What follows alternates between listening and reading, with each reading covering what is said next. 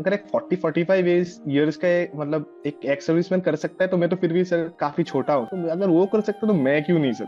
Specially जो puzzle है वो मेरे को बहुत अच्छा लगता है करने के लिए।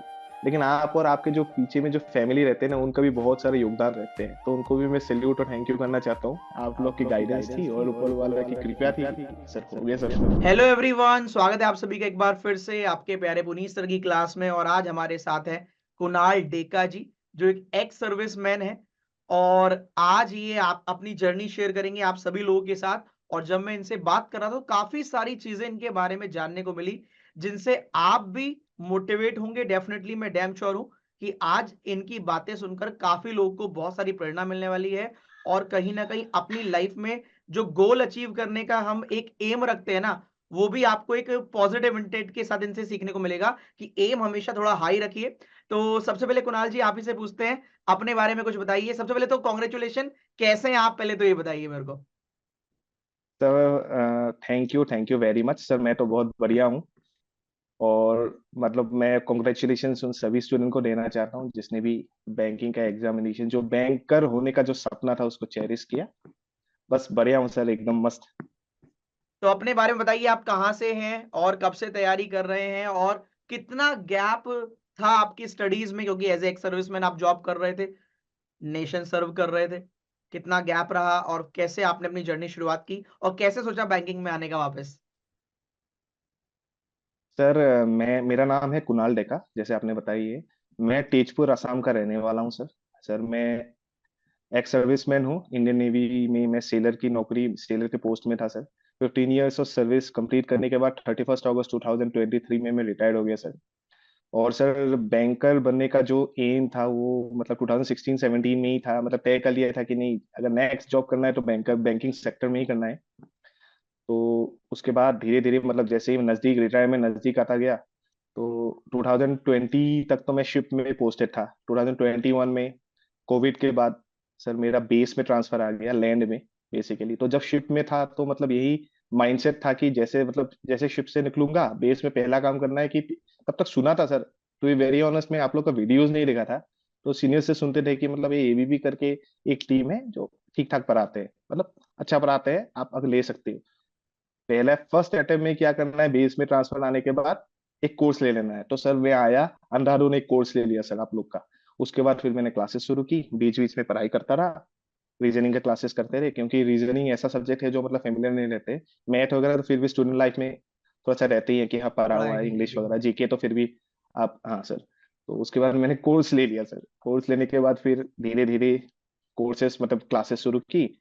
रीजनिंग का मतलब रीजनिंग पहले पूरा चैप्टर्स जो भी मतलब आपने पढ़ा है क्लासेस पूरा अटेंड किया। उसके बाद सर धीरे धीरे प्रैक्टिस करने शुरू कर गए। तो सर अभी जो बैंकर बनने का सपना वो पूरा हो गया सर। अभी मैं आरआरबी में मतलब ऑलरेडी नौकरी कर चुका हूँ, मतलब कर रहा हूँ एट प्रेजेंट। और आज जो रिजल्ट आया वो भी मतलब काफी अच्छा रहा। तो मतलब फर्स्ट अटेम्प्ट में ही दोनों एग्जाम क्लियर हो गए थे। बहुत बढ़िया, पहले अटेम्प्ट में ही और आपने सब जो, दो एग्जाम निकाल यस डाले। सर हाँ, आईबीपीएस, यस सर। और मैं जो आपने पूछा था कि गैप गैप तो सर ऑलमोस्ट जेनरिक स्टडीज और मतलब इसकी तैयारी के बीच में ऑलमोस्ट 8 to 10 ईयर्स का गैप रहा है सर। 8 to 10 ईयर्स का गैप। पहले अटेम्प्ट सर, यस सर। और सर पहला अटेम्प्ट आरआरबी का पहला अटेम्प्ट है, आईबीपीएस का पहला अटेम्प्ट है। मतलब लास्ट ईयर जब एसबीआई दिया था सर, तब मैं सर्विस में ही था। तो एसबीआई में एलिजिबल था, आईबीपीएस आरआरबी और क्लर्क देने के लिए एलिजिबल नहीं था, क्योंकि सर ओके। क्राइटेरिया रहता है कि आप सर्विस से रिटायर होने के 1 साल मतलब 11 मंथ्स पहले तक जो भी नोटिफिकेशन है वो आप अप्लाई कर सकते हो। तो एसबीआई में एलिजिबल हो गया था, प्री तो क्लियर कर लिया था सर, मेंस में रुक गया। अच्छा। तो उसके बाद सर ये क्लियर किया, और आरआरबी क्लियर किया सर, ईपीएफओ एसएससी भी क्लियर किया, और अरे वाह। आईबीपीएस क्लर्क भी क्लियर किया। IB RBI sir pre clear कर लिया था, लेकिन मेंस में सिलेक्शन नहीं हुआ सर। मेंस में नहीं तो हुआ, इस बार चलो कोई एसबीआई भी बात दे नहीं। दिया था सर, नहीं हुआ कोई सर। बात नहीं, कोई बात नहीं। एसबीआई प्री और मेंस, एसबीआई मेंस भी दे चुका हूँ सर।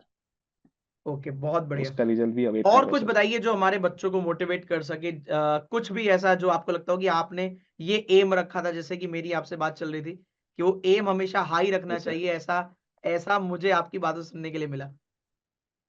सर ये मतलब देखिए sir, to be very honest, एक सीनियर ऑफिसर थे जो अभी मतलब सीनियर ऑफिसर है, उन्होंने मेरे से मतलब ऐसे कैंडिडेट बातें जब हो रहा था तो उन्होंने बस एक लाइन मतलब ऐसे फ्लो में बोल दिया था कि देखा, जब मैं जूनियर मतलब ज्वाइन किया ही था, उन्होंने बोला था, देखा अगर कुछ करना है ना तो उसको करने के लिए बस एक ही रीजन चाहिए कि करना है। अगर कुछ काम को नहीं करना है तो उसका तुम 100 मतलब रीजन निकाल सकते हो। तो सर बिल्कुल बैक सही। ऑफ द माइंड मेरा अभी भी मतलब रहता ही है कि अगर आपको कुछ करना है तो उसका एक ही मतलब क्या बोलते हैं, वे है कि आपको करना है बस। और अगर नहीं करना है तो बस सर आप 100 बहाने निकाल सकते हो कि ऐसे हो गया, कंप्लेन कर, इवन कंप्लेन कर सकते हो। तो वो सर की बातें को मतलब मैं बैक ऑफ द में रहता हूँ उसको, और उस सर को बहुत रेस्पेक्ट भी करता हूँ कि उन्होंने ऐसी बात बोल दी। और सर मतलब टू बी वेरी ऑनेस्ट, किसी जैसे काम मैंने को आपको करने बताया ना ही करने था। के 100 बहाने हैं, मतलब आपको जिस रास्ते पे जाना है वही वही सही है, हाँ? अगर हाँ करना है सर, तो भी सौ जैसे सौ आपको बहाने बता, मिल जाएंगे करने के भी, और नहीं करने के भी 100 बहाने आपको मिल नहीं जाएंगे, हाँ? करना है बहाने। हाँ तो सर, जब आप जैसे तैयारी कर रहे एक्स थे, जैसे सर्विसमैन। एक्स सर्विसमैन की कट ऑफ कुछ और यस जाती सर। है और बाकी कट ऑफ कुछ और जाती है, तो यस सर। आपने बेंचमार्क क्या रखा था? Yes sir.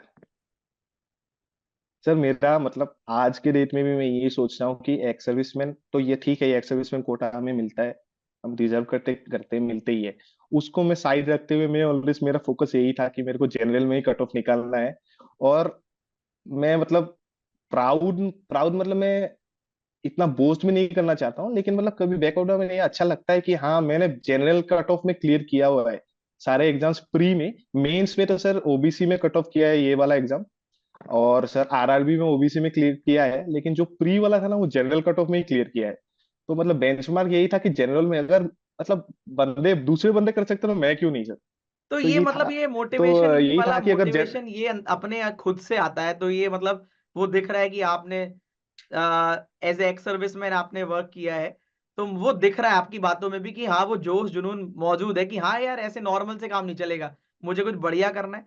तो जो हमारे एस्पिरेंट है इस वीडियो को सुनेंगे बाद में, मैं उन सभी से ये बोलूंगा कि अपना एम हाई रखे। जैसे कि बच्चा ये पूछता रहता है, सर कट ऑफ कितनी आती है, कट ऑफ कितनी आती है, तो मैं यही बोलना चाहूंगा, एम केवल कट ऑफ निकालना मत रखिए, कोशिश करिए कट ऑफ से 10-12 नंबर ज्यादा लाने की, जिससे कि बाय डिफॉल्ट आपकी कट ऑफ तो निकल ही जाएगी। तो बहुत अच्छा लगा आपका ये वाला पॉइंट सुनकर, डेफिनेटली इससे काफी लोगों को बूस्टअप मिलेगा। और मुझे अपना यस फेवरेट सर। सब्जेक्ट बताइए कि जैसे आपसे बात चल रही थी, तो आप पजल को कैसे टैकल करते थे, पजल को? सर फेवरेट सब्जेक्ट मतलब मेरे को रीजनिंग बहुत इंटरेस्टिंग लगा sir, to be very interesting honest, लगता क्योंकि था? रीजनिंग नया है सर। हाँ सर बहुत नया है। मैथ तो फिर भी सर मैंने जैसे एट्थ में थी तो हमने क्लास 7 8 में पढ़ाई हूँ। इंग्लिश तो वही है, ग्रामर वगैरह जो मतलब बच्चे पढ़ते ही हैं। लेकिन रीजनिंग एक आउट ऑफ द मतलब टेक्स्ट बुक वाली चीज है जो आपको नया लगता है। तो मेरे को रीजनिंग काफी इंटरेस्टिंग लगता था पहले तो सर।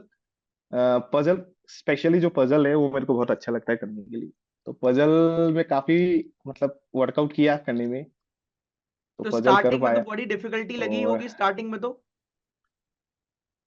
स्टार्टिंग में तो सर डिफिकल्टी लगी सर, डिफिकल्टी हाँ डिफिकल्टी तो ऑब्वियसली है ही सर, कुछ तो जो नया अगर बच्चा, आपको जैसे मतलब मैं करना एक्चुअल में है तो मेरा डिफिकल्टी। पर्सपेक्टिव ये है जानने का कि आपने पजल, जैसे इंटरेस्ट नहीं था, 8-10 साल आपने गैप भी किया, तो फिर इतने इतने बड़े बड़े पजल, और आजकल तो लेवल और भी ज्यादा हाई हो गया है, तो आपने क्या यस सर। अप्रोच रखी पजल सॉल्व करने की, जिससे जो नया बच्चा होगा वो देखकर उस तरह की चीजों को फॉलो करेगा, तो कहीं ना कहीं वो भी बेटर कर लेगा अपने पजल में? तो आपने क्या कुछ किया था, बताइए कुछ। सर मैं स्पेसिफिकली पजल में नहीं बताऊंगा सर। जब मेरे को पता रहा कि मेरे को 2023 में जॉब छोड़ना है और मेरा नेक्स्ट एम है कि मेरे को बैंकर बनना है सर, बैंकर एट बनना एनी कॉस्ट। तो बैंकर बनना है एट एनी है? कॉस्ट। तो मेरे को लगा कि नहीं आपको करना ही है, तो आप कैसे भी करो, आपको तो करना है। बैंकर बनने के लिए सर आपको ये जो 4 सब्जेक्ट है ना उसको आपको करना ही पड़ेगा, चाहे आप रो के करो चाहे हंस के करो, आपको तो पास करना ही है। तो इसलिए मैं करता ही रहा सर पजल्स वगैरह। तो अगर समझ में नहीं आया ठीक है करना है, तो अगर बैंकर बनना है तो करना है, बैंकर बनना है तो करना है। तो बस मोटिवेशन मतलब सर मोटिवेशन ये था कि मतलब अगर एक 40 45 ईयर्स का मतलब एक एक्स सर्विसमैन कर सकता है तो मैं तो फिर भी सर उनसे काफी छोटा हूँ, काफी इन द सेंस मतलब मेरा एज तो 34 ईयर्स हो ही गया है। तो अगर वो कर सकते तो मैं क्यों नहीं सर। तो वेरी यही था कि ये करना ही है। और सर जैसे ही मतलब एक जॉब के बाद मतलब जॉबलेस हो जाना, जॉबलेस ही कहूंगा। और मतलब सर लाइबिलिटीज भी रहते हैं जो नॉर्मल स्टूडेंट्स के साथ नहीं रहते हैं सर। हम्म। मैं मैरिड हूँ सर, मेरे मेरे वाइफ है, और क्या बोलते हैं मेरे मम्मी पापा भी है। तो एक बैक ऑफ द माइंड रहता है कि हाँ लाइबिलिटी है, फैमिली है, तो आपको करना ही है एट एनी कॉस्ट। मेरा क्या सर, जो भी बंदे हैं जो सीनियर मतलब जो मेरे सीनियर्स है उनके पास भी ये प्रेशर रहता है कि हाँ करना ही है एट एनी गिवन कॉस्ट। तो यही सब मोटिवेशन लेके, बस मोटिवेशन यही था कि सर अगर एक 40 जो सीनियर्स है वो कर सकता है तो मैं क्यों नहीं सर। क्या बात है। बस थोड़ा बहुत मेहनत किया सर, आप लोग की गाइडेंस थी और ऊपर वाला की कृपया थी, सर हो गया सर बहुत सिलेक्शन। बढ़िया, बहुत बढ़िया। और इंग्लिश कैसे कवर किया आपने? इंग्लिश का कुछ बताइए, या मैथ्स कैसे कवर किया है, जीए कैसे कवर किया? करना है ये तो समझ में आ गया कि करना सर तो है ही भाई, एग्जाम निकालना है तो एट एनी कॉस्ट करना ही है। तो करना ही है मतलब सर। बाकी सर बच्चों से भी मैथ यही कहना चाह रहे हैं आप डायरेक्टली इनडायरेक्टली कि भैया गिव अप क्यों करना है, या क्यों किसी सब्जेक्ट को छोड़ना है? करना है, आपने सिलेक्ट किया बैंकर बनना है तो बनना है, तो उसके लिए तो पढ़ना ही पड़ेगा सब कुछ। Yes sir. सर जीए तो ऑब्वियसली अभिजीत सर से ही पढ़ा हूँ। और मैं झूठ नहीं बोलूंगा सर, दूसरा ट्यूटर कभी भी देखता था सर, ऐसे मतलब ये नहीं बोलूंगा। क्योंकि सर जैसे आप बोलते हो ना सारे टीचर्स सेम है, तो हाँ सारे टीचर्स सेम है, बस आपको चूज करना है कि आपको कौन से टीचर से ज्यादा बिल्कुल सही, इजीली बिल्कुल सही। मतलब समझ में आ गए। तो मुझे आप लोग का अच्छा लगा, तो मैं पढ़ता रहा। और सर मैथ वगैरह तो अनुसार सर मैथ का तो प्रैक्टिस ही है सर, इसमें कोई मतलब वो ही नहीं है, आपको प्रैक्टिस ही करना है क्योंकि it's all about sir timing. आपको मतलब मैथ का पेपर जो है ना, मतलब हर कोई कर लेगा, मतलब 100% में मतलब 99 बच्चे हर मतलब 100% कर ही लेगा, लेकिन बात यह है टाइमिंग की, कौन ज्यादा मतलब फास्ट कर सके, जो फास्ट कर लेगा वो सिलेक्शन ले लेगा सर। ये तो बिल्कुल। प्री की बात होगी। मेंस में सर मतलब मेंस में सर कुछ सब्जेक्ट मैं ओमिट कर दिया था sir, to be very honest. Math में दो तीन मतलब चैप्टर्स थे, मैं उस पर ज्यादा फोकस नहीं किया क्योंकि मेरे को लगा ठीक है मैं रिस्क ले लूंगा। लेकिन जो मतलब एरिथमेटिक के कुछ चैप्टर्स थे सर आउट ऑफ 10-12, वो मतलब उसमें से एथ में सर ठीक ठाक था, मतलब कि मतलब हाँ इसमें से क्वेश्चन आ जाएगा तो 90% कर ही लूंगा टाइप का, सर कर लिया वही। बहुत बढ़िया, बहुत और बढ़िया। जीके तो सर बस कांस्टेंट रीडिंग। और इंग्लिश सर, इंग्लिश मैं इंग्लिश मीडियम का ही हूँ, बैकग्राउंड मेरा इंग्लिश मीडियम ही है, तो ज्यादा दिक्कत नहीं हुआ सर। तो ये प्लस पॉइंट था कि इंग्लिश में थोड़ा बहुत अपर हैंड था। लेकिन अपर हैंड था इसका मतलब ये नहीं कि मैंने उसको छोड़ दिया था, नहीं इंग्लिश का भी मतलब रिवीजन किया, लेकिन मतलब सर सारे सब्जेक्ट इम्पेटस पर आपने फोकस जो है प्रॉपर ना कम। फोकस किया। Yes sir. इंग्लिश पर सारे थोड़ा सा कम किया लेकिन किया सर। और रीजनिंग, रीजनिंग का भी कुछ बताइए, रीजनिंग का अगर हो सके तो कुछ। सर रीजनिंग तो बता ही दिया सर मैंने, मैं पजल मेरे को करना अच्छा लगता है, तो मैं पजल में बहुत ज्यादा फोकस किया सर। और सबका अलग अलग सब्जेक्ट रहता है सर, अगर आपको जो चीज अच्छा लगने लग जाए तो उसको करने में भी इंटरेस्टिंग लगने लगता है और उसमें और ज्यादा आप स्ट्रांग बनते जाते हो। तो रीजनिंग करने में अच्छा लगा। तो पहले तो सर दिक्कत आती है पजल में, हर कोई पजल ही हो जाता है। तो आपके जो बहुत सारे ट्रिक्स एंड ट्रेड्स रहते हैं ना सर, जो आप सिखाते हैं, तो वो अगर आप मतलब ग्रैब कर पाओ तो आपके लिए मतलब बहुत मतलब फ्रूटफुल रहेगा। हेल्पफुल रहता है। या फ्रूटफुल तो है ही सर, इसमें कोई शक नहीं है।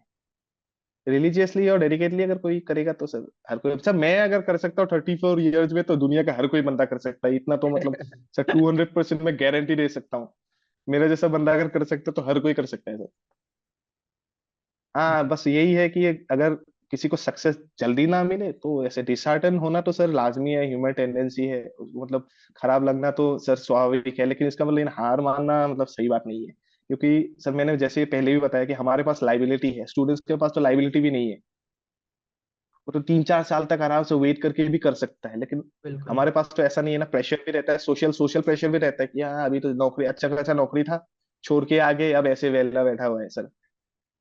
तो ये सबको नेगेटिव वाइब्स और जो थिंकिंग है उसको क्वारंटाइन में रख के, उसकी जो पॉजिटिव है मोटिवेशन लेके बस पढ़ाई करना तो चाहिए और। कुणाल, कुणाल जी मुझे बड़ा मतलब कुछ अच्छे अच्छे पॉइंट्स मुझे आपकी बातों से मैं समराइज करना चाहूंगा, कुछ पॉइंट छूट जाए तो जरूर बताइएगा। पहला, एम बिल्कुल हाई सर। रखिए अपना, एम हाई रखिए। मैं बिल्कुल बाकी सर। जो लोग बच्चे देखना चाहे बिल्कुल सर। देखेंगे इसको बाद में यही बोलूंगा। दूसरा, हमेशा पॉजिटिव चीजों को सोचिए, जैसे कि आपने कहा कि मुझसे सीनियर जो लोग हैं वो कर सकते हैं तो मैं क्यों नहीं। तो बाकी बच्चों से मेरा ये कहना है कि आप जिस भी क्लास में आते हो, जैसे आपने भी देखा होगा कि हर एक क्लास में से काफी बच्चा सिलेक्ट होता ही होता है अगर वो डेडिकेटली पढ़ रहा है और टीचर की बातों को मान रहा है। तो मेरा सबसे ये कहना है कि आप यही कंपैरिजन करें कि जब सामने वाला मेरी क्लास का दूसरा बच्चा कर रहा है, जो मेरी तरह उसी बैच में पढ़ रहा है, मेरी क्लास में कर पढ़ रहा है, मेरे साथ के ही क्वेश्चन लगा रहा है, तो मैं क्यों नहीं। तीसरा, कि करना है तो भाई करना ही है। You do not have to choose any excuse, मतलब बहानेबाजी नहीं करनी कि भाई ठीक है चल जाएगा। और never give up attitude, attitude रखिए, क्योंकि आपके पास तो अभी इतनी रिस्पॉन्सिबिलिटी भी नहीं है ना। तो मुझे काफी यस बढ़िया सर। लगा आपसे बात करके, बड़ा मजा आया, और उम्मीद बिल्कुल करूंगा सर। जल्दी मिलेंगे। बिल्कुल बिल्कुल सर, एक्चुअली मेरे को आपसे बात करने का रीजन यही था कि मेरे को आप लोग से मिलना है। लेकिन वही है, अभी मतलब मिल नहीं पा रहा बहुत दिनों से, मतलब एक तमन्ना थी कि हाँ गुरु जी से मिलना है, उनको पैर छूना है बस। अरे बिल्कुल, बस तो इसलिए आपसे मतलब बात किया। देखो मैं क्योंकि तो सर यही बोलूंगा। मेहनत तो अभी हम लोग सेवेंथ सर। ऑफ अप्रैल को ना मीटअप कर रहे हैं। 7 ऑफ अप्रैल को जितने भी सिलेक्टेड लोग हैं उन सबको बुला रहे हैं, और जो बाकी बच्चे होंगे उनको भी बुला रहे हैं। तो 7 अप्रैल को ये सर। दिल्ली हमारे, आप ग्रुप में ऐड है, ग्रुप में ऐड है, वहां पर सर इन्फॉर्मेशन ग्रुप में बाकी ऐड आपको। है। ठीक है। बिल्कुल sir. Sir yes sir. Sir वो मैं एक्चुअली आपको मैसेज भी दिया था कि आप लोग तो बहुत मेहनत करते हैं, स्टूडेंट्स तो करते ही है सर, लेकिन आप और आपके जो पीछे में जो फैमिली रहते हैं ना, उनका भी बहुत सारा योगदान रहते हैं, तो उनको भी मैं सैल्यूट और थैंक यू करना चाहता हूँ। क्योंकि आप लोग मैराथन लेते हैं तो आपकी जो फैमिली है वो लोग भी कुछ ना कुछ मतलब क्या बोलते हैं, वो आप मतलब आप लोग का सपोर्ट रहता है सर। बिल्कुल। आपका फैमिली सपोर्ट रहता है तभी आप लोग मतलब इतना तभी ले अच्छे से आप सकते हैं, लोग कर सही सकते बात हो, है। इससे उनको भी लोच ऑफ थैंक्स सर। और बस मिलना चाहता था सर, इसलिए मतलब आपके साथ आ गया लाइव पे मतलब बात करने के लिए। बस बिल्कुल, मैं तमन्ना भी कभी ना बहुत कभी सर मतलब आपसे मैं मिल भी लूंगा बिल्कुल। बहुत चाहता हूँ कि आप आए। 7 अप्रैल को जरूर आइएगा, इंतजार रहेगा, फिर वहां बिल्कुल सर, मिलते हैं, बिल्कुल बाकी सर। बातें वहां करते हैं। तो विश बिल्कुल you sir, all the thank very you sir. Best. And thank you sir, thank you sir, और बाकी स्टूडेंट्स को भी कॉन्ग्रेचुलेशन वंस अगेन। और एज अ बैंकर लाइफ को एंजॉय कीजिए, और जितने भी ड्रीम्स है सब सभी को फुलफिल कीजिए, बस। Thank you sir. चलिए, thank thank you. You, bye bye, take care.